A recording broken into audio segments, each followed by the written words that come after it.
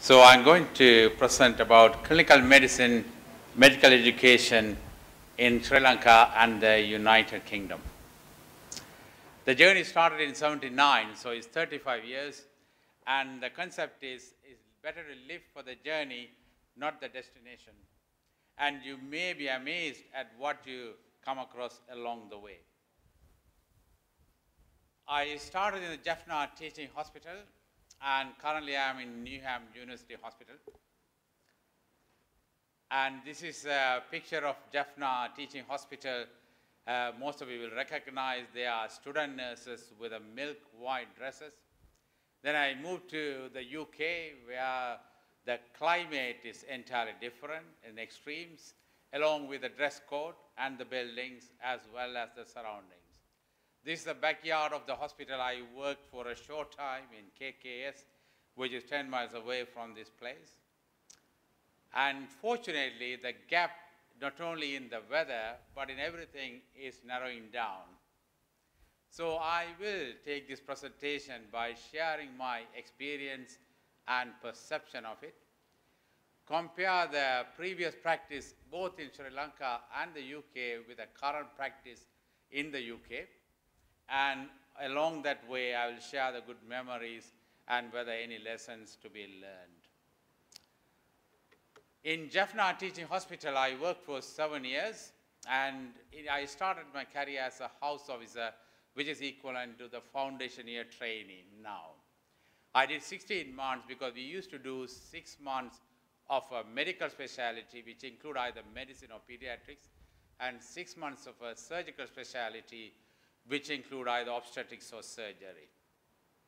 Then for a short period, I went on to be the medical officer in charge of a chest hospital, where I learned the administration as well as clinical medicine. I came back to the teaching hospital as a registrar in medicine. In those days, registrar means a senior house officer working in a professorial ward as a trainee and take much part in teaching. Then I was appointed as a lecturer in medicine, which post I served till I left in '86. In the United Kingdom, I worked as a registrar in medicine for a year, and then I joined training in cardiology, and I'm still training because learning is a lifelong experience.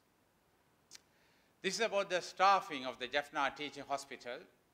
There was a professor of medicine, Professor N. Sriharan, who is well known because of his educational achievement, an excellent teacher and a clinician. I was his only student for more than a year. I wouldn't stand here if not for him. There were 2 lecturers, one senior lecturer who functioned as a consultant, and 1 lecturer. The number increased to 3 by the time I left. I was the first and the only registrar for 2 years. Then the number increased to 3 before I left. A house officer for the male ward and a house officer for the female ward. There were adequate number of nurses, administrative and technical staff, and we worked as a real team. And what were the clinical duties? Every single day, consultant ward rounds. It is twice daily ward rounds, 1 for the male ward and 1 for the female ward. And in the afternoon, the registrar does the ward round. So every patient are seen at least twice during the ward round. There were 3 clinics, 1 general medical clinic, 1 cardiology clinic, which particularly involved rheumatic patients, and 1 diabetic clinic, which is usually held on a Saturday morning. And the clinic waiting time for new outpatient is less than a day.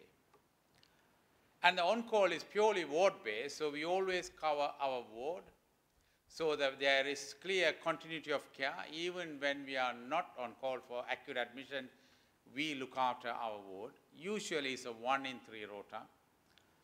And the discharge summaries are filed in the department, so when the patient comes back, we can look back at the discharge summaries. And a diagnosis card is given on discharge to the patient, so it is a patient's responsibility to bring it back. In 1982, we did a study to look at the pattern of admissions to the University Medical Unit. The purpose of this study was to plan the undergraduate and postgraduate education, and above all, to plan the service. And what we found at that time was there are 17% of patients were from the care of the elderly. So at that time, we recommended that geriatrics should be, or the care of the elderly, should be a separate specialty, both in the curriculum as well as in the delivery of care. And the commonest disease in the elderly population was cardiovascular disease, which was not surprising. And the second common was hematological disease, mainly anemia. We also looked at the antibiotic prescribing policy of the hospital, because the most commonly prescribed drug at that time was antibiotic, particularly among surgical patients. So we looked at the resistance in collaboration with the microbiology department, and what we found was the sulfonamide and cotrimoxazole, you may not have even heard of that, was the commonly used antibiotic prescription.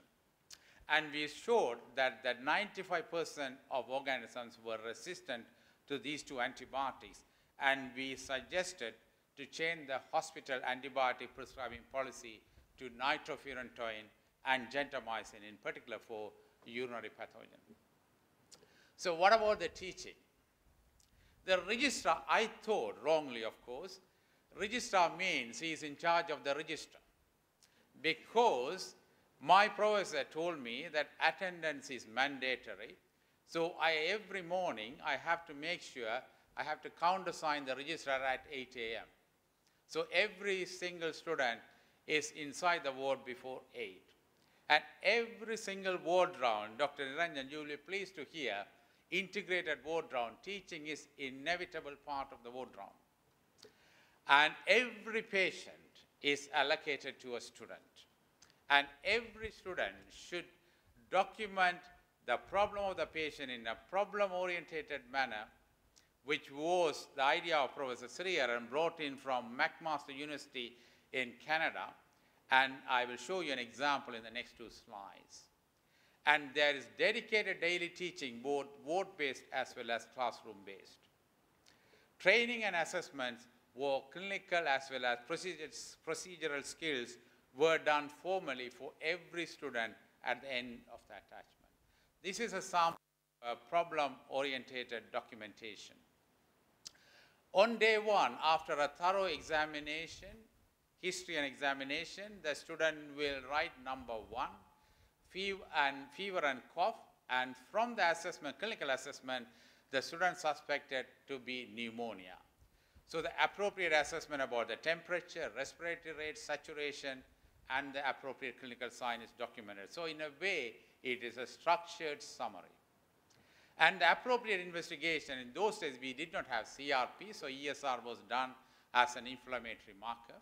White cell count, so all the investigation should be appropriate. So any investigation done out of this will not be done. And the management plan. So this will be inspected and available for the registrar as well as the professor at any time, even in the absence of the student, so we can assess the student. Suppose if the student found an abnormality in the examination, an example is irregular pulse, that becomes a second problem.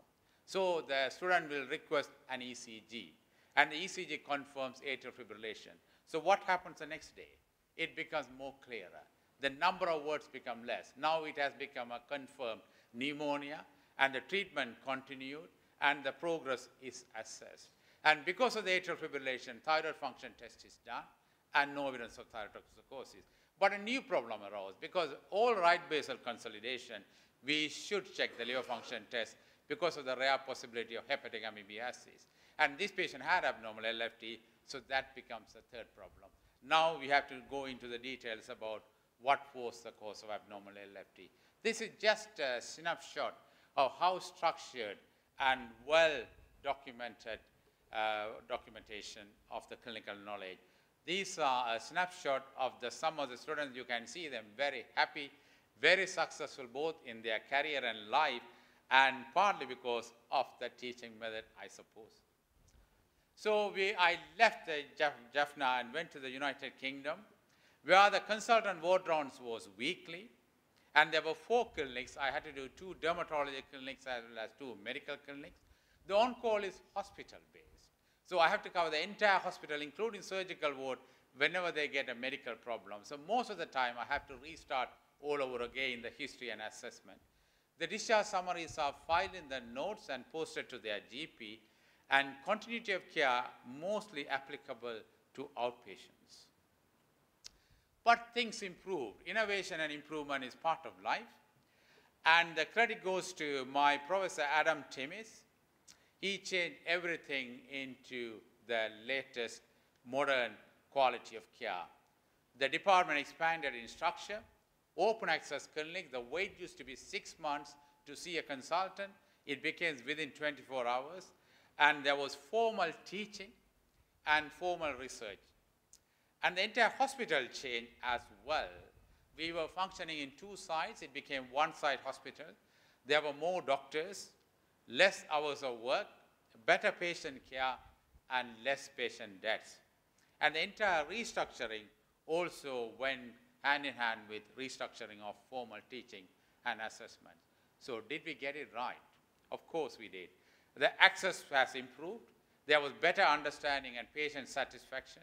The communication improved between the patients as well as among colleagues. The mortality rate improved. The mortality rate of ischemic heart disease was identical between Jaffna Teaching Hospital and Newham University Hospital. But it improved, and I hope it has improved here as well. And education improved for not only for undergraduates, but including for consultants. The follow-up plan improved, and we do regular audits against national guidelines. And clearly, we got a lot of recognition to say that we got it right, both nationally as well as locally. And this is from the Dean of the University acknowledging the cardiology team for getting very good positive feedbacks from the students. But nothing compared to the patient satisfaction, particularly when you get the compliment when you fail in your intervention. This is a son of a patient who passed on, unfortunately, and he quote, "You have led this life by example, Ranjan. Please never change." Because so many times in our life we think, am I doing it right? Do I have to do differently? But letters like this, acknowledgement like this, makes you wonder, why should you change if you think you are doing the right thing? And this is just one study I want to quote, which I did when I was in Jaffna. We retrospectively looked at the prevalence of MI and the mortality. And this is just to illustrate the prevalence of MI and the number of admissions with MI to the teaching hospital Jaffna in 84-85 compared to 86-87 and 89-90 are almost identical, even though we are serving a population of 1 million at that time in Jaffna. So can we compare the UK and Sri Lanka? We can't. Of course, in certain things we can go closer, but there are differences. We can start with A, B, C, D, E, F, G, H, I, J. We can extend the alphabet. Our administration system is different. Maybe we have a better administration system because our chief executive of the hospital is a medical person. Our beliefs are different. Our culture and capacity is different. The disease patterns are different. Our education systems are different. No one knows yet which is better. Of course, we can amalgamate and see what works. The family structure is different. Our genes are different. The hospital system and the types of hospitals are different. Interaction between patients and colleagues are different. The job situation is different. I would like to thank my teachers, my colleagues, the nurses, the university staff, and all the current staff for their excellent support.